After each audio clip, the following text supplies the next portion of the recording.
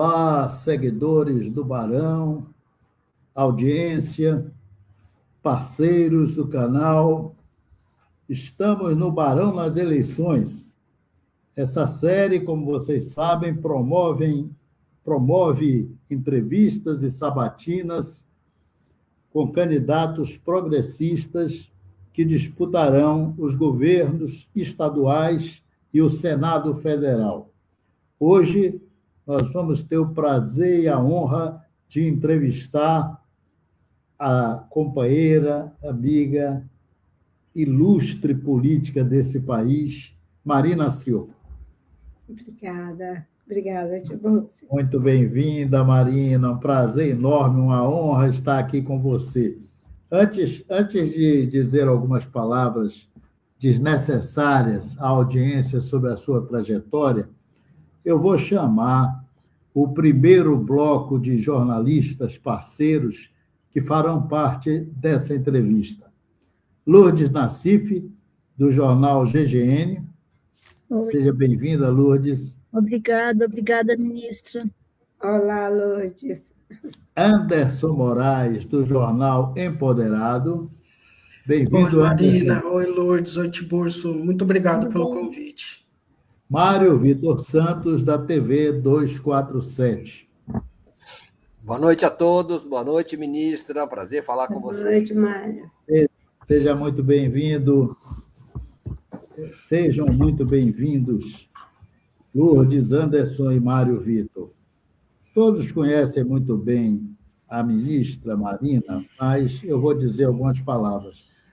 A ministra Marina Silva é professora ambientalista e política brasileira das mais dignas e honradas. Formada em História, tem especialização em Psicopedagogia e Teoria Psicanalítica. É doutora honoris causa pela Universidade Federal da Bahia e pela Academia Chinesa de Silvicultura. Recebeu dezenas de títulos e prêmios nacionais e internacionais. Foi vereadora, deputada estadual e senadora, eleita sempre com votações recordes. Foi também ministra do Meio Ambiente entre 2003 e 2008 e disputou as eleições presidenciais de 2010, 2014 e 2018. Foi eleita deputada federal por São Paulo em 2022, atuou como ministra do Meio Ambiente até agora, abril de 2026, e atualmente é pré-candidata ao Senado por São Paulo pela Federação Rede PSOL. Seja muito bem-vinda, companheira Marina Silva. Vamos começar passando a palavra para a nossa querida Lourdes Nassif. Com você, Lourdes. Muito bem, muito obrigada, ministra, pela oportunidade, pela nova oportunidade. A minha pergunta tem muito a ver com a sua trajetória desde sempre, a sua luta desde sempre. Nós estamos às voltas com a questão das terras raras.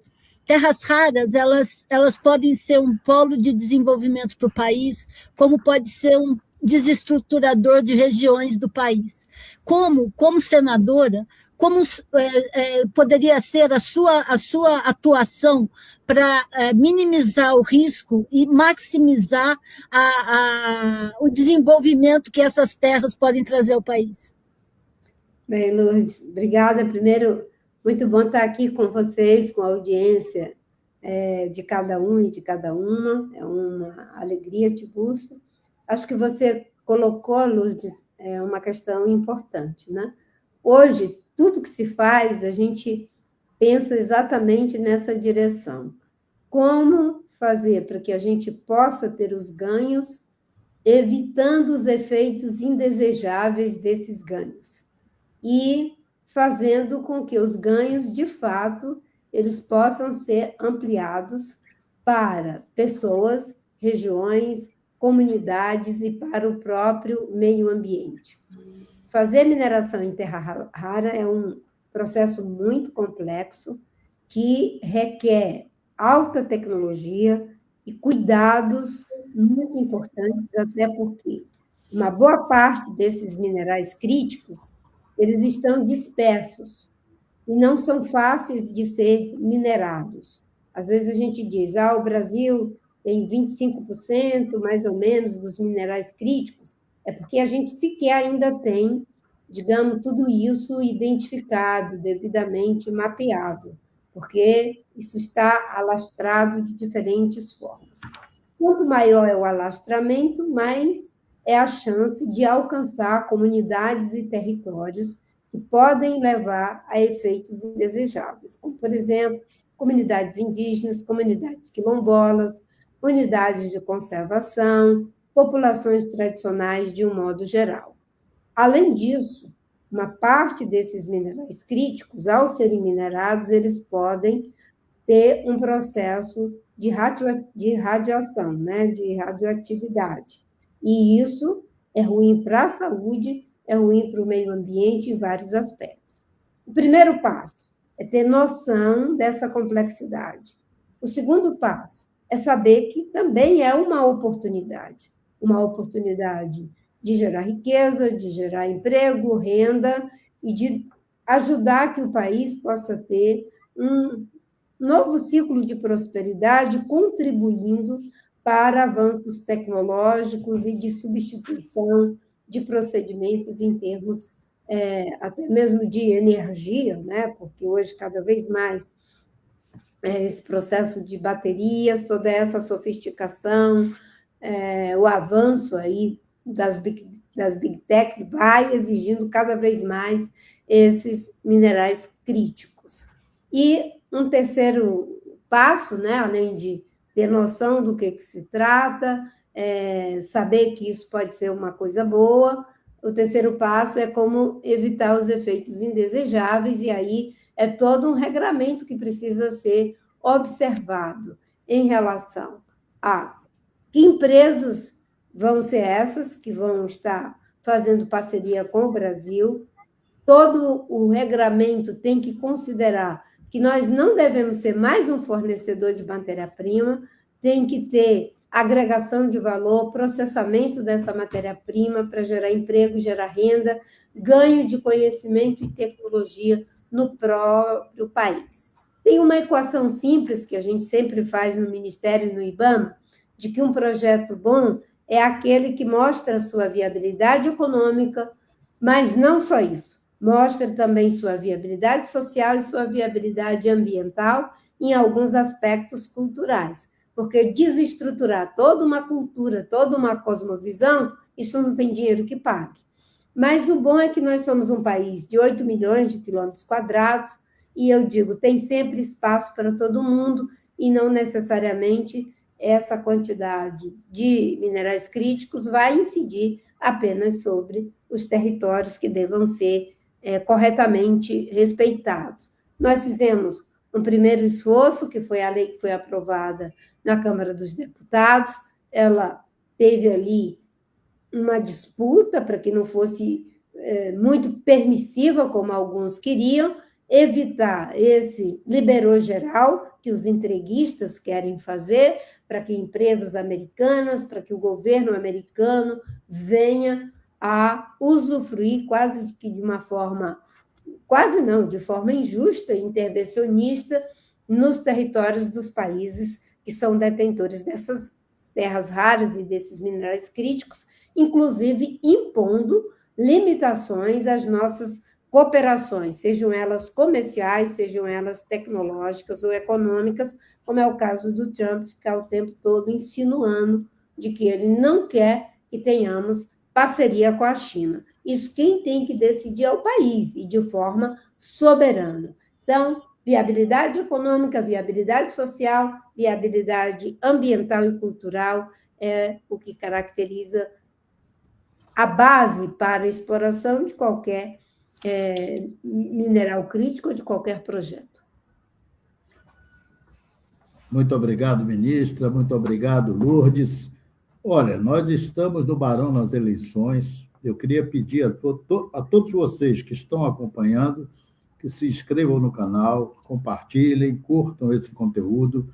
deem uma força para o Barão. E mais do que isso, se estiver dentro das possibilidades, ajude o Barão na luta por sua sobrevivência.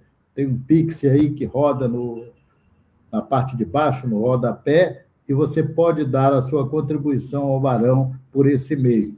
Antes de passar para o colega e amigo Anderson Moraes, eu queria agradecer muito aos canais que estão fazendo a transmissão dessa live simultaneamente.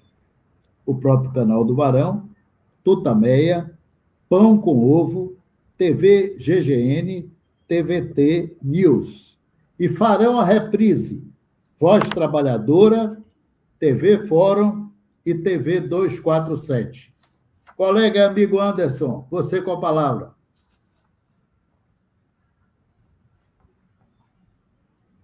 Com a ministra, porque a primeira vez que eu a vi foi na Educafro, e coincidentemente eu lembrei de uma situação, lembrei da ministra essa semana que eu fui no Aquário de São Paulo e tem um espaço chamado Chico Mendes, e perto da minha casa tem um parque chamado Chico Mendes também.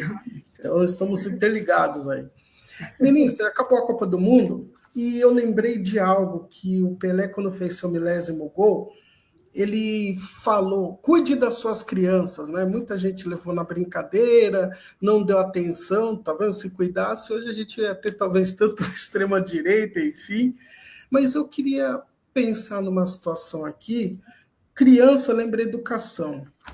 E nós estamos em São Paulo com situações delicadíssimas em várias áreas, né? A gente teve metrô agora pegando fogo, os trens, né? Muito triste isso. E agora, na educação, está tendo até, se fala de uma epidemia de evasão de professores para o futuro, porque eles estão sendo violentados de várias formas, e em especial de forma física. Eu queria ouvi-lo um pouco sobre o tema educação, como a ministra pensa educação, como pode contribuir. Obrigado. Muito obrigada, Anderson. Primeiro, a educação é a base, digamos assim, a propulsão de qualquer sociedade. Seja a educação formal, quando se trata das sociedades modernas, seja a educação dentro das estruturas da cosmovisão do saber narrativo das populações tradicionais, que é também um processo muito sofisticado de como passar esses conhecimentos de forma intergeracional, respeitando ali a cultura. Então, educação é um processo complexo, ele não é feito só na sala de aula, mas na nossa sociedade moderna tem um peso muito grande os processos de educação sistematizados. O que está acontecendo hoje, você falou muito bem, é uma completa desvalorização da figura, não é, econômica, simbólica e social do professor, e a maior parte dos nossos jovens não querem fazer uma formação para uma profissão que eles estão sentindo que cada vez mais está ficando sem um lugar. Por isso que você falou muito corretamente nessa ideia de um apagão de futuro, em termos dos profissionais que estarão habilitados a educar os nossos jovens e as nossas crianças e adolescentes. Então, educação pressupõe a figura do educador. E o educador terá que ser necessariamente uma pessoa com uma formação particular, singular, de preferência que seja bem reconhecida, remunerada e continuada. Coisa que, infelizmente, no caso aqui de São Paulo, não está acontecendo. Enquanto a gente tem um esforço enorme do governo federal, desde os primeiros governos do presidente Lula, com o ministro Fernando Haddad, lá atrás, com o ministro Camilo hoje, enfim, esse esforço para melhorar a educação em quantidade, o acesso e em qualidade, aqui no estado de São Paulo, nós estamos ficando para trás.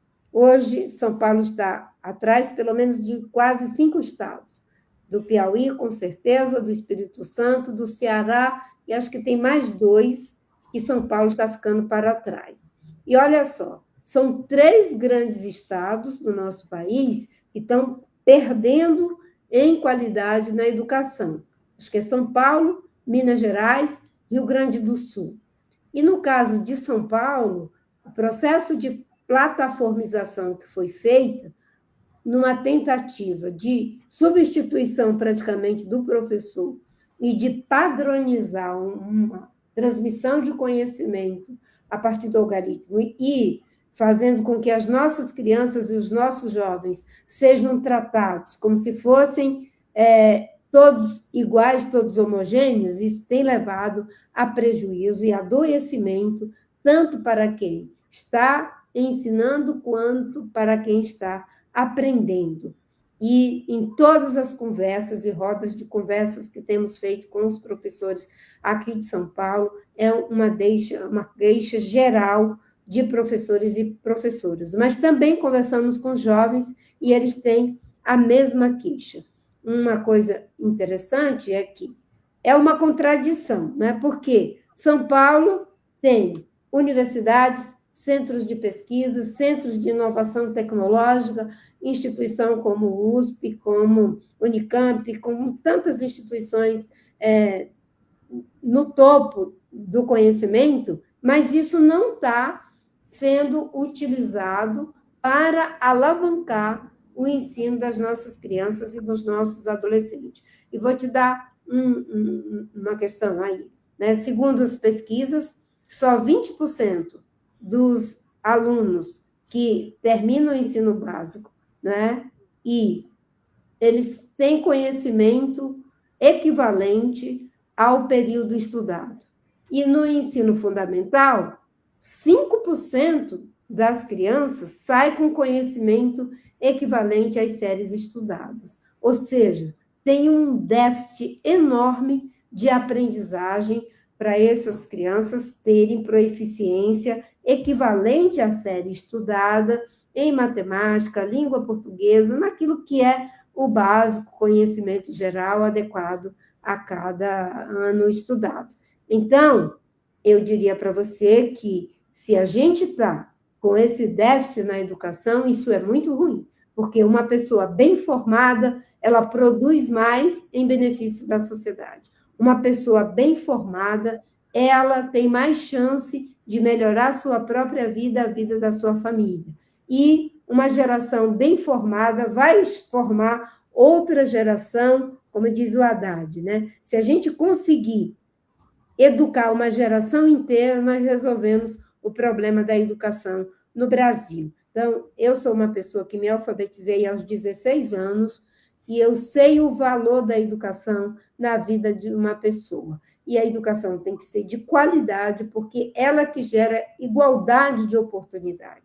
A gente pode ser diferente na cor, a gente pode ser diferente na casa que a gente mora, a rua ou o bairro, mas aqui dentro todos temos as nossas capacidades. O que nos falta são as oportunidades. E as oportunidades, elas são produzidas dentro de uma boa escola, por isso que os institutos federais foi uma criação dos governos do presidente Lula, com o nosso ministro Fernando Haddad, que faz a diferença no meio da juventude. As cotas também têm sido algo altamente relevante para que pessoas de comunidades pobres, pessoas de famílias que nunca tinham entrado na universidade, possam ter os seus primeiros filhos e netos entrando numa universidade de excelência, como é o caso da USP e outras universidades, Brasil afora e Brasil adentro. E, ainda mais, nós temos aí, né, a possibilidade de que esses jovens, né, eles possam ser também educados para profissões que sejam duradouras, porque hoje, com o avanço da tecnologia, da inteligência artificial, muitas das profissões elas vão desaparecer e você não pode estar formando alguém para uma profissão que ele não tem como competir com a máquina nessa profissão. Muito obrigado, ministra Marina. Estamos no Barão nas Eleições. Muito obrigado, colega e amigo Anderson Moraes, do jornal Empoderado. Agora, fará a sua pergunta o colega Mário Vitor Santos, da TV 247. Mário, com você, por favor. Ministra, o candidato a presidente da República, Flávio Bolsonaro, reuniu-se com representantes de países estrangeiros no Brasil e repetiu dúvidas e suspeitas em relação ao sistema de votação, às urnas eletrônicas brasileiras. Isso propiciou uma representação da Frente de Apoio ao Presidente Lula, pedindo punição ao candidato por essa manifestação que repete aquilo que o pai já tinha feito, Jair Bolsonaro já tinha feito nas eleições de 2022. Ministra, qual é a sua opinião em relação a essa punição? A senhora acha que ele deve ser bloqueado, punido, ter a candidatura suspensa? Qual é a forma como a senhora acha que isso deve ser encarado pelo Tribunal Superior Eleitoral? E se a senhora suspeita e teme que isso seja a preparação de um novo movimento golpista contra as eleições no país? Obrigada, Mário Vitor. É engraçado, né, que o Anderson estávamos falando sobre educação e me ocorreu agora com a sua pergunta, né, de que uma má educação política também faz muito mal à sociedade.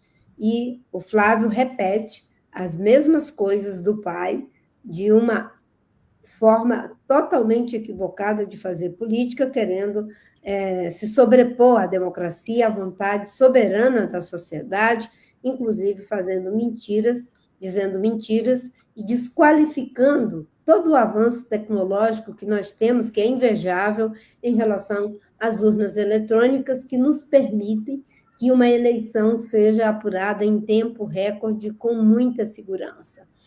Eu acho que existem os processos que devem tramitar na justiça, porque, afinal de contas, são mentiras e acusações levianas, descredibilização leviana de um processo muito rigoroso, que é acompanhado por N formas independentes de acompanhar e pela própria justiça eleitoral, né? E é uma forma de punição. Se foi acionada a justiça investiga, verifica o tamanho do dolo e que seja aplicada a penalidade, se assim for o julgamento da justiça eleitoral. Mas tem uma punição que quem deve fazer é o povo brasileiro. Eu acho que a sociedade brasileira deve ficar muito atenta para essa forma de querer ganhar no grito uma eleição.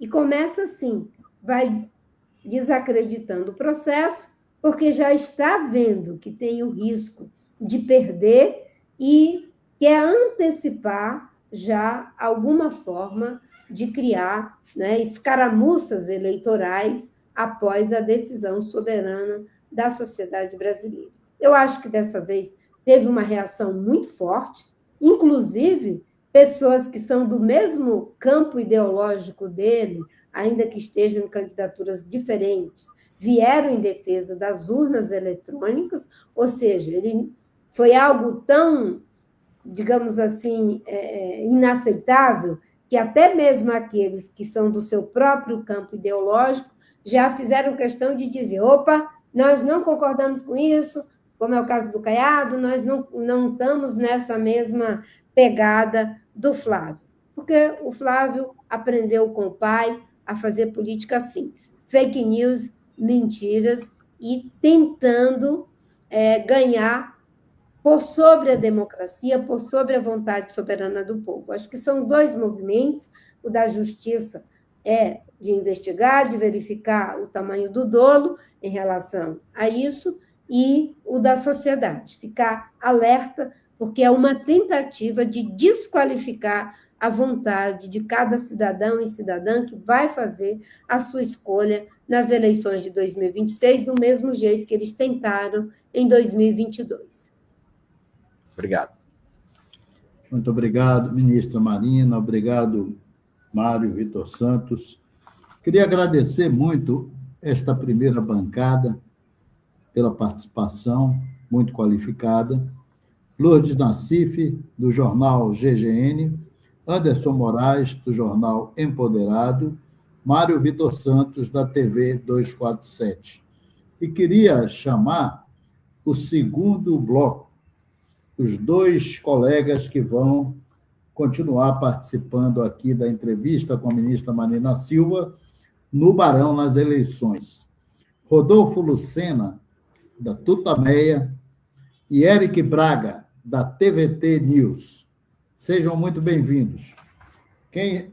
Estamos no Barão nas eleições, que entrevista de maneira sistemática, faz sabatinas com candidaturas progressistas que disputarão os governos estaduais e o Senado Federal, como é o caso hoje da ministra Marina Silva. Queria pedir a toda a audiência que se inscreva no canal do Barão e, se for possível, também colabore com a luta pela sobrevivência do Barão, contribuindo financeiramente na chave Pix que passa aí no rodapé durante a live. E agradecer muito aos canais que estão fazendo a transmissão simultânea dessa live. O próprio canal do Barão de Tararé, Tutameia, Pão com Ovo, TV GGN e TVT News. E farão a reprise deste programa, Voz Trabalhadora, TV Fórum e TV 247. Por favor, Rodolfo, você com a palavra. Obrigado, Carlos. Boa tarde a todos. Eu estou aqui com a Eleonora, que cumprimentar a Eleonora. Um abraço. Tudo bem? Co-editora, cofundadora aqui do Tutameia. Então, boa tarde a todos, a audiência. Obrigado pelo convite, obrigado pela presença, ministra. E antes de fazer a pergunta, quero já deixar aqui um convite à senhora para uma entrevista exclusiva aqui no Tutameia. Mas a questão será um prazer, uma honra para nós. A questão que eu queria trazer para o debate foi o dia de hoje em São Paulo foi um dia de caos, chegando ao ponto de agora, no meio da tarde, até o rodízio ser suspenso, caos provocado por mais uma falha, uma pane, um acidente nas linhas privatizadas, as linhas de trem privatizadas pelo governador Tarcísio de Freitas. Essas privatizações das linhas de trem, elas seguem a política que o governo de Tarcísio vem desenvolvendo, tendo como destaque, aí, como uma das principais privatizações, a Sabesp, que também vem recebendo reclamações seguidas da população, aumento de preços, falta de atendimento na periferia, enfim. E, com isso, eu lhe pergunto, ministra, como as questões das privatizações no estado de São Paulo e quem sabe, no futuro, das desprivatizações, como a senhora encara isso, como isso deve entrar na campanha eleitoral, no debate político, e se isso é um fator de denúncia contra o governador Tarcísio de Freitas. Com certeza. É um motivo de críticas muito fortes a esse processo de privatização, a essa visão de não querer se responsabilizar por questões que são fundamentais para o interesse público e a qualidade de vida das pessoas. No caso da Sabesp, o atendimento de água é básico para tudo, para nossa sobrevivência e dos animais e para os processos produtivos. Sem água a gente não consegue existir. E essa privatização, ela foi na contramão de uma lógica, uma instituição pública que prestava excelentes serviços, que tinha excelência profissional. A maioria desses quadros foram dispensados, a empresa privada contrata pessoas sem essa expertise e agora a gente tem problemas por todo lado, porque a lógica da empresa não é o bem-estar da população, é os seus dividendos, ganhar dinheiro. E a água não pode ser tratada apenas como mercadoria, tem que ser tratada como um produto essencial à qualidade de vida das pessoas. Então, no caso da Sabesp, nosso pré-candidato Fernando Haddad disse que vai reavaliar toda essa forma como foi feita, inclusive pouco transparente, onde os servidores o tempo todo denunciam que a empresa era a empresa pública, era superavitária, era uma empresa eficiente, com ganhos e com bons serviços prestados, que precisavam, obviamente, de aperfeiçoar cada vez mais, né, a sua capacidade de alcance e atendimento, mas que agora o serviço é o tempo todo, uma hora é implosão, outra hora é pessoas que perdem suas vidas, e ainda tem o problema de ter aumentado, em alguns casos duplicado, a conta de água para as populações periféricas e o corte seletivo de água que é feito em função da falta de prevenção com a crise hídrica em função da mudança do clima. Então, eles não tiram água do centro, eles tiram da periferia. Não é que se deva dizer que tem que tirar do centro, é que tem que ter água para os dois lugares. É assim que tem que ser.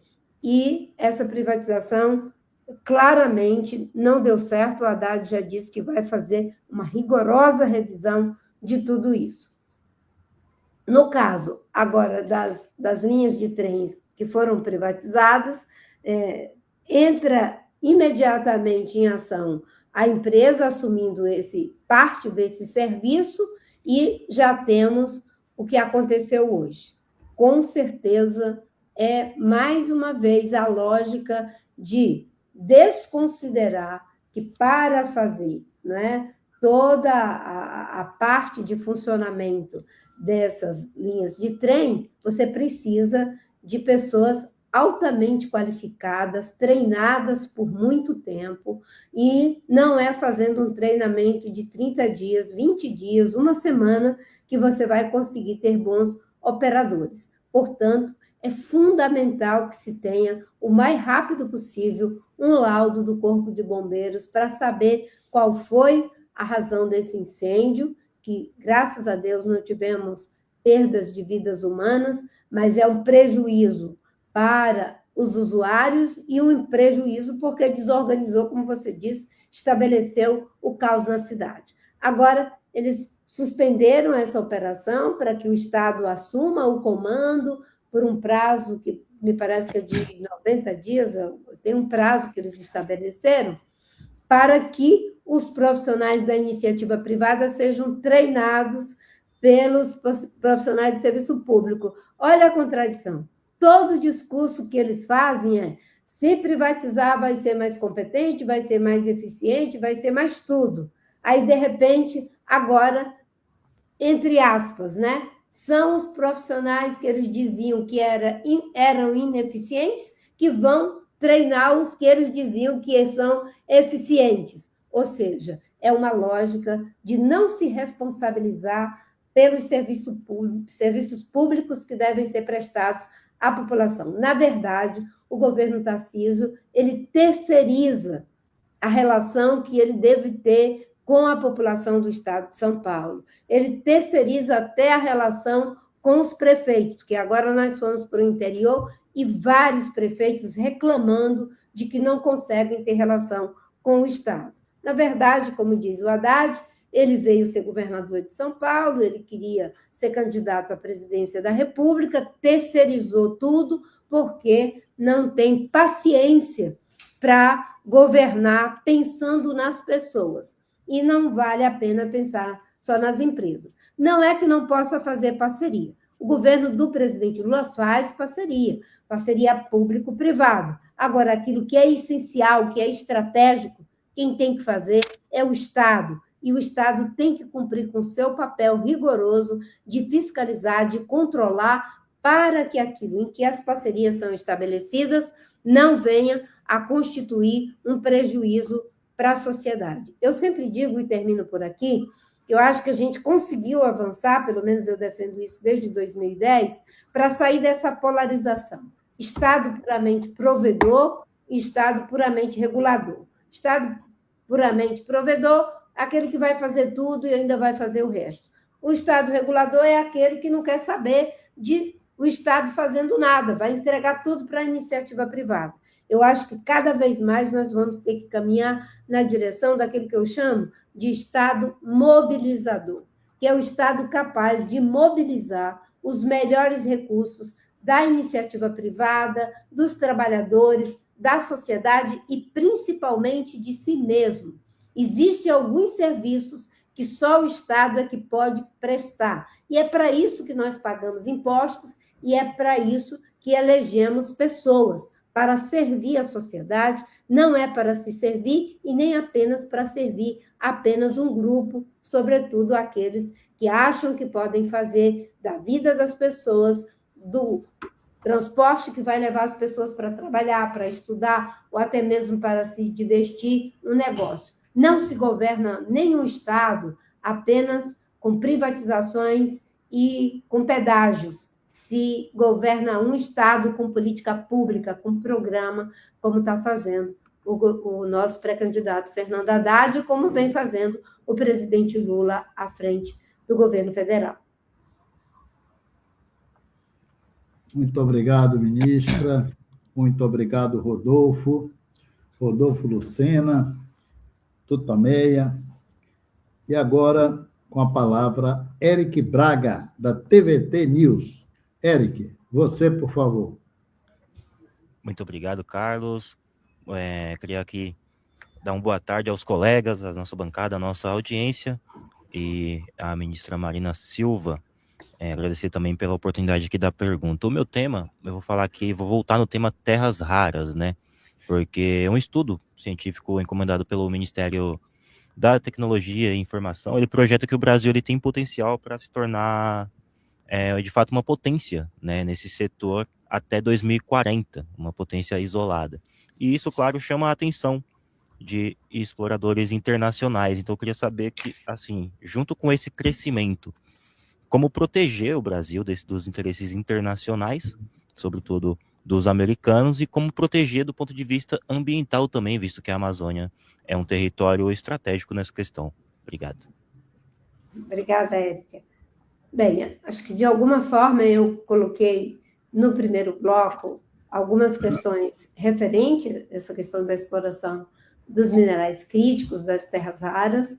O Brasil, de fato, tem uma quantidade respeitável de minerais críticos e vamos ter que ter uma regulação que esteja à altura de fazer uma tripla proteção dessa fonte de geração de riqueza. A primeira delas é a proteção das comunidades locais, do meio ambiente, para que essa exploração seja feita em bases sustentáveis. A outra frente é a frente de não permitir uma legislação permissiva que faça com que países como os Estados Unidos ou qualquer outro queira se sobrepor à nossa soberania em relação aos nossos recursos, a melhor forma de explorá-los, como beneficiá-los e destiná-los. Então, é uma parte da legislação. E uma terceira frente, evitar que seja mais um ciclo de commodities em que vamos simplesmente mandar matéria-prima para países que tenham condição de processar, agregar valor, beneficiar esses minerais. Nós temos que ter conhecimento, tecnologia, capacidade de inovação para fazer esse beneficiamento no Brasil, e para isso, obviamente, que são investimentos muito altos, não se ganha expertise dessa magnitude de uma hora para outra. Portanto, eu sempre defendi que a gente fizesse acordo de cooperação técnica ou parcerias em que você vai fazer junto, de igual para igual, salvaguardando os interesses do Brasil, olhando para as melhores vantagens comparativas. Você não pode ter uma potência que diz, não, você não vai dialogar com a China, não vai dialogar com a União Europeia sobre esse assunto, porque você vai ser o quintal exclusivo dos Estados Unidos. Não, você é um país soberano, vai fazer o melhor arranjo, e como dissemos no bloco anterior, quais são as vantagens que queremos usufruir e quais são os efeitos indesejáveis que queremos evitar. Queremos evitar que isso sirva de pretexto para invadir terra indígena, terra quilombola, de comunidade tradicional. Queremos evitar que leve danos a paisagens e a territórios que deveriam ser preservados. Inclusive, a gente tem alguma dessas áreas que estão em mananciais, que são muito importantes, em áreas de recarga. É uma mineração que tem risco de estar ali transacionando, né, no meio ambiente material radioativo. Então, isso exige alta tecnologia e todos os cuidados necessários. Mas é uma vantagem comparativa que o Brasil tem e que sequer nós já mapeamos todo o potencial que temos. Dizem que 25% das terras raras estão no domínio do Brasil, mas é possível que seja bem mais, porque nós ainda não temos, digamos, todo esse levantamento. Muito obrigado, ministra. Agradecer muito aos colegas participantes desse segundo bloco do Barão Eleições, hoje entrevistando a ministra Marina Silva, candidata por São Paulo ao Senado Federal. Agradecer muito a Rodolfo. Pré-candidata, Barão. Pré-candidata, mas a convenção está logo ali. Isso, pré-candidata. Pré-candidata. Agradecer muito a Rodolfo Lucena e a Eleonora de Lucena, da Tutameia, Eric Braga, da TVT News, e chamar, com muita alegria, a terceira bancada, Tiago Suman, do DCM, e Marcelo Heiler, da revista Fórum. E aproveitar, antes de dar a palavra a vocês, pedir para a audiência se inscrever no canal, se possível, contribuir com a luta pela sobrevivência do Barão, contribuindo pelo Pix, pela chave Pix que está circulando aí no rodapé da live, e se inscrevendo no canal, compartilhar e curtir os conteúdos. Agradecer muito a transmissão simultânea da entrevista de hoje, que está sendo feita pelo canal do Barão, pela Tutameia, pelo Pão com Ovo, pela TV GGN e pela TVT News. E reprisado, esse programa será reprisado pela Voz Trabalhadora, pela TV Fórum e pela TV 247. Tiago Suman, DCM, por favor, você com a palavra. Muito obrigado, Tibúrcio. Salve, ministra, a nossa audiência, os nossos colegas. Muito bom estar com vocês. Ministra, eu sou do Rio Grande do Sul, sou gaúcho, né? E há 2 anos o Rio Grande do Sul colapsou com enchentes, de modo que desde 1940 nós não tínhamos atravessado um episódio de fenômeno natural tão grave.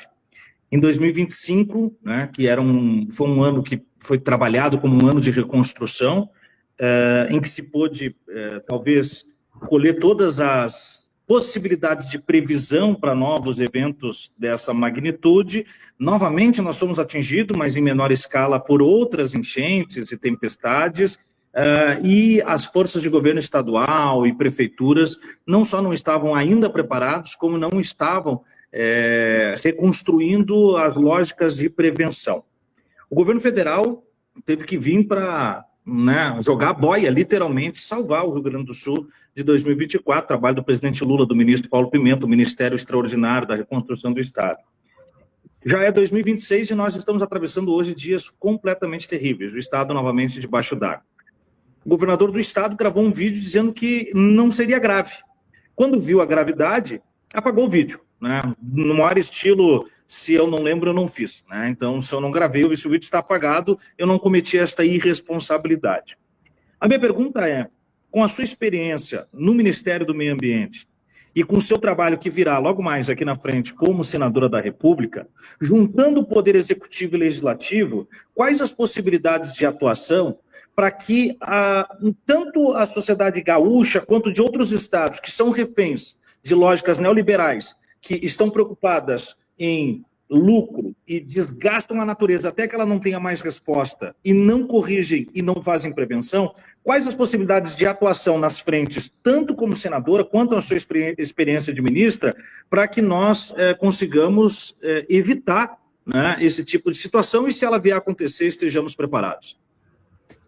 Obrigado, Tiago, pela sua pergunta e por toda essa memória que você traz do que aconteceu em 2024 no Rio Grande do Sul. De fato, foi algo altamente preocupante e assustador. Eu me lembro que na primeira enchente que nós tivemos ali no Vale do Taquari, a gente fez uma visita e as pessoas falavam de reconstrução e eu ponderei com uma pessoa que estava abordando, uma das pessoas da equipe do governo federal, de que era preciso ter um olhar técnico para não fazer essa reconstrução nos mesmos locais, porque possivelmente teria nova incidência de enchente. E uma pessoa que tinha sido muito atingida falou, não vem com essa história, não, tipo, vocês já querem se aproveitar, vocês ambientalistas. Isso aqui acontece a cada 90 anos, a cada 93 anos. E como era um momento muito delicado, eu simplesmente silenciei, porque não adiantava, a pessoa tinha sofrido um prejuízo enorme, e ali nós estávamos para acolher, para prestar solidariedade. Lamentavelmente, tivemos ali no Vale do Taquari pelo menos 3 enchentes em menos de 2 anos. E isso, infelizmente, é o novo normal. Como não foi feito o dever de casa pelos países, principalmente os que mais emitem CO2, desde 1992 que esse alerta foi dado, como modelagem, como alerta da ciência, agora isso é uma realidade, dentro das nossas casas, nas nossas ruas, no comércio, na lavoura, em todos os lugares. Infelizmente, é a pedagogia do luto, a pedagogia do prejuízo, a pedagogia da dor. E agora, o que nós temos que evitar, em primeiro lugar, é essa visão negacionista, de querer diminuir o problema. Não vai ser dizendo que o problema não existe, que nós vamos evitar que a casa seja alagada, que as pessoas sejam soterradas, que as pessoas percam tudo aquilo que elas plantaram, os seus animais e assim por diante. Não vai ser com negacionismo, vai ser com ação em 3 frentes. A ação da mitigação, nós temos que diminuir a emissão de CO2. CO2 é o que está aquecendo a temperatura da Terra. Carvão, petróleo, gás e desmatamento são as maiores fontes de emissão de CO2 que mudou a temperatura da Terra e criou todo esse desequilíbrio climático. Então, mitigar, evitar que o problema seja agravado. A outra parte é adaptar. Nós temos que nos adaptar a infraestrutura, adaptar algumas pessoas que estão em área de risco, que não tem jeito, terão que ser removidas essas pessoas, criar novos gabaritos para os processos de construção. Não adianta fazer a ponte no mesmo lugar, no mesmo padrão, porque ela não vai ter como resistir à próxima enchente. Isso tem mais custo, é mais edificação, é mais material, é mais investimento, tudo.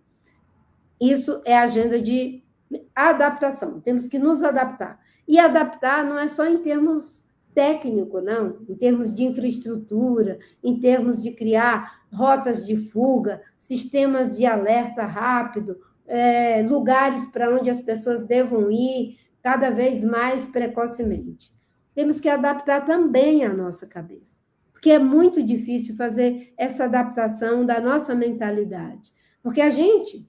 É muito difícil você imaginar que a gente tinha uma forma de normalidade, que isso não é mais assim, que agora é a história do novo normal, que a gente nem sabe como vai ser ainda. Então, adaptar, mitigar, mudar mentalidade. E ter governos que tenham compromisso com políticas de curto, médio e longo prazo. E essa adaptação tem que ser também na legislação. Eu defendo que se crie um marco legal da emergência climática. São 2.000 95 municípios que são suscetíveis a eventos climáticos extremos, a maior parte está no Rio Grande do Sul.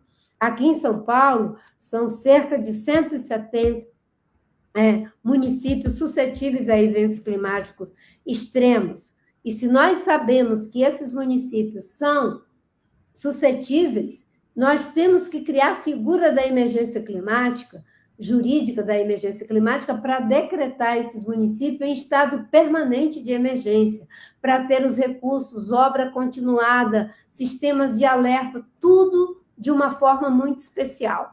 Então, criar um marco legal, criar um comitê técnico-científico que seja capaz de juntar os órgãos de pesquisa, tecnologia e conhecimento, como o CEMADEM, como o CEMAD, a Agência Nacional de Água, o INPE, todos esses órgãos científicos, para dar suporte às políticas públicas, tanto do governo federal, estadual e municipal.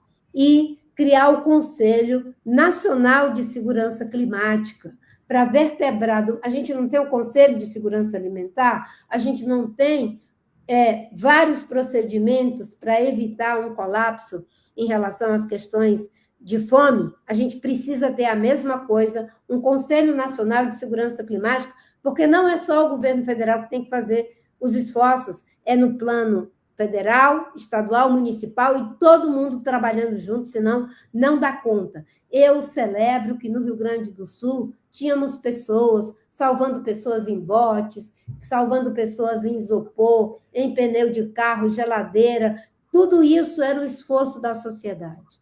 Mas se não fosse o governo federal ter colocado 46 mil agentes públicos para fazer o salvamento, usando tudo que se tinha, teria sido um desastre sem precedente.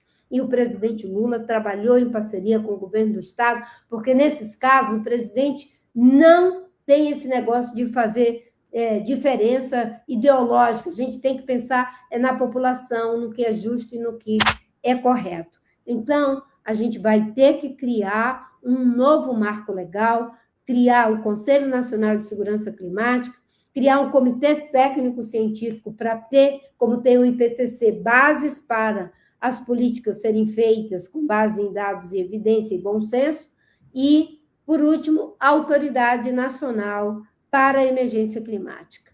E essa é uma proposta que eu venho trabalhando há muito tempo, não é? Ela não é fácil de tirar do papel, obviamente. Por quê? Porque você vai, inclusive, mexer com muita coisa. Você mexe com lei de licitação, você mexe com lei de seguros. É uma complexidade. E a gente não quer fazer pirotecnia, a gente quer fazer uma coisa que, de fato, seja estruturada. Mas, enquanto a gente não faz isso, o governo já está fazendo na prática. Nós temos o PAC Encosta, nós temos o PAC Drenagem, nós temos o programa Cidades Verdes e Resilientes, nós temos o programa Adapta Cidade, e na parte de mitigar, o Brasil tem compromisso de desmatamento zero até 2030, e esse ano já vamos ter a menor taxa de desmatamento de toda a história, que é o nosso maior vetor de emissão de CO2, e ainda temos, né, um plano clima que tem 8 programas para a parte de adaptação, 16 programas para a parte de mitigação. Já fizemos o plano de transformação ecológica junto com o ministro Fernando Haddad, já tem até um pacto pela transformação ecológica do Brasil, e criamos os instrumentos econômicos para fazer essa transformação. O ministro Fernando Haddad, por orientação do presidente Lula, conseguimos criar vários instrumentos que já temos algo em torno de 350 bilhões para a criação dessas mudanças e de um novo ciclo de prosperidade, que eu espero os governos dos estados possam trabalhar junto com o governo federal. Desculpa que eu me alonguei, porque é uma questão essencial, estratégica, com um governo negacionista, um governo que não se preocupa, que diz que não há mudança do clima. Nós vamos deixar o Brasil e o povo brasileiro altamente vulnerável, como nós estamos vendo acontecer agora, e eu, como deputada, agora estou debruçada sobre essas questões, e como senadora, pode ter certeza que isso é a prioridade. Do mesmo jeito que foi na minha vida a prioridade de ter um marco regulatório, quando em 95 eu cheguei no Congresso, de acesso aos recursos da biodiversidade, proteção dos conhecimentos tradicionais associados, essa questão do enfrentamento estruturante da emergência climática, porque é um fato e é de uma complexidade que sequer as pessoas conseguem mensurar. Muito obrigado, ministra. Muito obrigado, Tiago, Suma, TCM. Queria passar agora a palavra para o nosso último entrevistador, Marcelo Ayler, da revista Fórum, e já adiantar o seguinte: depois da resposta da ministra ao Marcelo, nós vamos fazer os agradecimentos finais e eu vou devolver a palavra à ministra para que ela faça as suas considerações finais e encerraremos esse programa dessa forma. Então, Marcelo Ayler, por favor, você com a palavra. Olá, boa noite, Marina, a todos presentes. Marina, eu quero trazer a questão aqui para a eleição de São Paulo.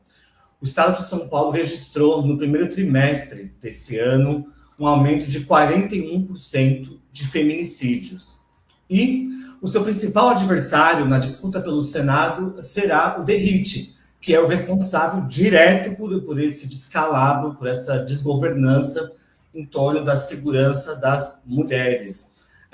Recentemente, eu acompanhei um caso de uma mulher que sofreu violência, entrou com pedido de medida protetiva e ela levou 3 semanas para ser demitida pela justiça, um prazo suficiente para ela sofrer nova violência ou, numa situação mais trágica, vir ao falecimento.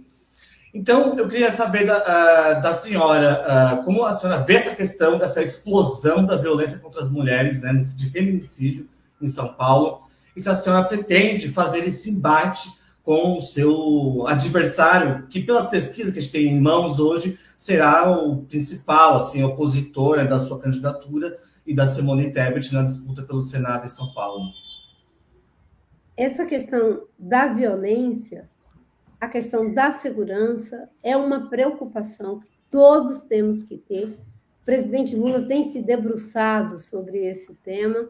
Infelizmente, os governos do espectro ideológico do bolsonarismo têm se recusado a trabalhar em parceria com o governo federal, porque temos uma questão geral da violência, da criminalidade, que precisa ser combatida com políticas estruturantes, mas combatida com todo rigor, mas sem aumentar mais violência, porque a letalidade, né, a letalidade policial aumentou também de forma assustadora no estado de São Paulo. E no caso da violência contra a mulher, até pouco nós tínhamos um dado que tinha aumentado 37% de 2022 para cá, e você está trazendo esse dado recente de 41%. Né? Nós temos uma situação de completo descontrole. O que leva à repetição da criminalidade é a expectativa da impunidade, ou a certeza da impunidade. Quando você tem a investigação, o esclarecimento, a punição, isso diminui a violência ou o crime, o dolo que é praticado. No caso do enfrentamento da violência contra as mulheres, tem uma complexidade enorme que passa pelos mecanismos legais e estruturais de ter as delegacias funcionando 24 horas, de ter as pessoas treinadas para que a mulher, ao fazer a denúncia, se sinta acolhida e protegida e não seja ela a ser interrogada. Uma grande quantidade de mulheres fazem depoimentos que elas vão fazer a denúncia e chegam lá, parece que ela que está sendo interrogada de por que isso aconteceu com ela, o que foi que ela fez. É claro que não são todas as delegacias, porque a gente conta também com vários profissionais que, em que pese o governo Tarcísio, eles tentam fazer corretamente o seu trabalho, para a gente ser justo. Mas é preciso que isso seja uma orientação, uma política pública, funcionar 24 horas, com pessoas treinadas, criar formas de que as mulheres possam ter cada vez mais independência econômica para poder sair do ciclo vicioso da violência por dependência econômica, criar mecanismos de produção, os abrigos, as redes de apoio, os sistemas, né, de solidariedade, quando uma mulher está se sentindo ameaçada, porque muitas vezes ela não tem coragem de denunciar, de trazer a público a situação que ela está vivendo. Então, claro, isso está como uma prioridade no programa do Haddad, é uma prioridade no programa do presidente Lula. Ele, inclusive, fez o pacto contra a violência em relação às mulheres, contra o feminicídio, com os 3 poderes, e tanto eu como a Simone, é uma demonstração de que aqui em São Paulo, a frente ampla que apoia a pré-candidatura do presidente Lula e do Fernando Haddad é uma frente ampla que quer tirar, inclusive, essa diferença da representação das mulheres no Congresso. Por quê? Quando você tem uma maior participação de mulheres nos espaços de poder, as políticas em favor dos direitos das mulheres, da proteção das mulheres, elas avançam muito mais rápido. E se aqui nós temos 2 vagas, a decisão é que seria eu e a ministra Simone Tebet, que é a nossa pré-candidata. O debate nós vamos fazer, e vamos fazer com firmeza. Não é? Você perguntou, vai fazer o embate? Eu sempre digo que eu vou fazer o debate. O Haddad também quer fazer o debate em cima de propostas, porque eles querem ficar só na polarização. Inclusive, tem alguns que fazem questão de questionar até direitos que são consagrados nossos, como o nosso direito ao voto, né?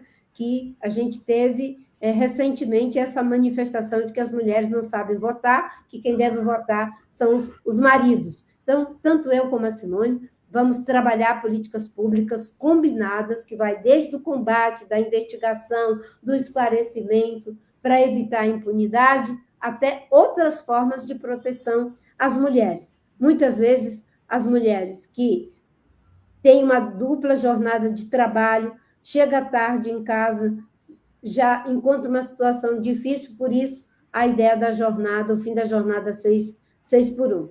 Todo o processo de urbanização de comunidades, às vezes a segurança para a mulher é ter uma rua iluminada, a segurança para a mulher é ter um transporte público de qualidade, a segurança para a mulher é ter acesso a crédito para ela poder também empreender. As mulheres são empreendedoras para sair de um relacionamento abusivo. A segurança para a mulher é poder ter acesso à educação de qualidade e é criar espaços de convivência que nos eduque para as relações entre seres humanos.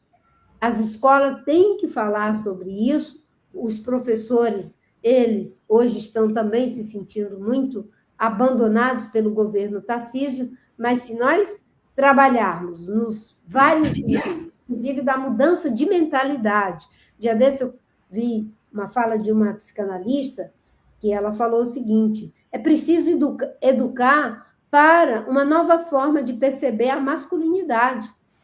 Os homens não podem achar que ser homem masculino é dominar as mulheres, é agredir as mulheres quando elas têm uma opinião diferente, ou uma vontade diferente, ou uma escolha diferente. As mulheres têm o direito de escolher com quem elas querem se relacionar, e elas são sujeito de direito. As mulheres mudaram. É preciso educar os homens para essa mudança. Por isso que não é só força, é um conjunto de ações e políticas públicas que ajudem as mulheres a ter melhores salários, melhores oportunidades de estudo, de emprego e melhores condições de vida nas suas comunidades. Muitíssimo obrigado, ministra Marina, muitíssimo obrigado, Marcelo Ayler. Eu queria agradecer muito, não só a esta última bancada, Marcelo Ayler, da revista Fórum, Tiago Suma, do DCM, mas a todos os colegas que participaram deste Barão nas eleições. Lourdes Nassif, do jornal GGN, Anderson Moraes, do jornal Empoderado, Mário Vitor Santos, da TV 247, que compuseram o primeiro bloco, Rodolfo e Eleonora de Lucena, da Tutameia, e Eric Braga, da TVT News, que compuseram o segundo bloco. E o terceiro é este aqui, do qual nos despedimos neste momento. E antes de passar a palavra para as considerações finais deste programa para a ministra Marina Silva, que muito nos honrou com a participação dela, eu queria mais uma vez agradecer aos canais que estão fazendo a transmissão simultânea, Canal do Barão, Tutameia, Pão com Ovo, TV GGN, TVT News, e os que farão a reprise, Voz Trabalhadora, TV Fórum e TV 247. A audiência prestigie o Canal do Barão, se inscreva, compartilhe, curta e contribua no Pixzinho que está passando aí pela luta pela sobrevivência do Barão. Queria também agradecer à equipe dos bastidores, porque para fazer tudo isso, a equipe do Barão, hoje aqui representada pela Érica Secone, pelo Sidoli, que fez toda essa gestão para trazer a companheira Marina para cá, e o nosso grande Barão, Altamiro Borges, que faz aqui a condução do Barão de Tararé. Então, ministra, muitíssimo obrigado, estou honrado, feliz com a sua participação e lhe dou a palavra para as suas considerações finais deste programa. Muito obrigado. Eu é que agradeço, Tibúcio, me sinto também muito honrada de ter sido convidado. Você realmente montou uma bancada de entrevistadores de primeira linha, com perguntas que são necessárias, atuais, para que a gente possa fazer o debate. E acho que a gente está vivendo, de fato, um momento muito especial e, ao mesmo tempo, muito desafiador. Um momento em que a gente não pode andar para trás, a gente tem que seguir para frente, e isso só é possível com democracia, onde cada um de nós vem e expressa suas propostas, suas opiniões, e o eleitor, o cidadão, faz a sua escolha. Agora, eu sempre digo, a gente está vivendo um momento em que é preciso de uma frente ampla para, além de salvar a democracia, proteger a soberania e aprofundar as políticas que criem um novo ciclo de prosperidade, que combata a desigualdade, que não deixe ninguém para trás nesse novo ciclo e que enfrente o grave problema das mudanças climáticas. E a gente tem um grupo que nega a mudança do clima, que nega políticas sociais, que nega a democracia e que abre mão da nossa soberania. Então, cada um e cada uma que está aqui, né, tem que fazer o esforço da gente dialogar com as pessoas. Não vamos botar rótulo nas pessoas. A gente vai ter que dialogar com todo mundo, porque é preciso legitimar a forma de fazer política da conversa, da diferença, sem que isso seja para destruir, de debater pontos de vista diferentes, mas sem introduzir a mentira, o ódio, a falsificação dos dados e dos acontecimentos. Então, é com esse espírito que eu estou nessa jornada, com o nosso pré-candidato Fernando Haddad, com a querida Simone Tebet, com o nosso presidente Lula, porque, pela quarta vez, se Deus quiser, o povo brasileiro, ele haverá de governar o Brasil para que a gente possa deixar a terra cada vez mais adubada para as novas sementes que já estão brotando, de novas lideranças políticas que vão aprofundar a nossa democracia, aprofundar o combate às desigualdades, criando um novo ciclo de prosperidade,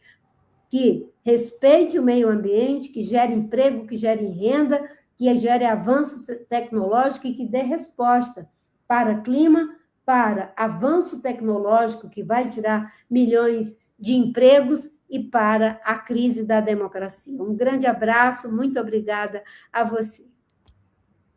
Obrigado, ministro.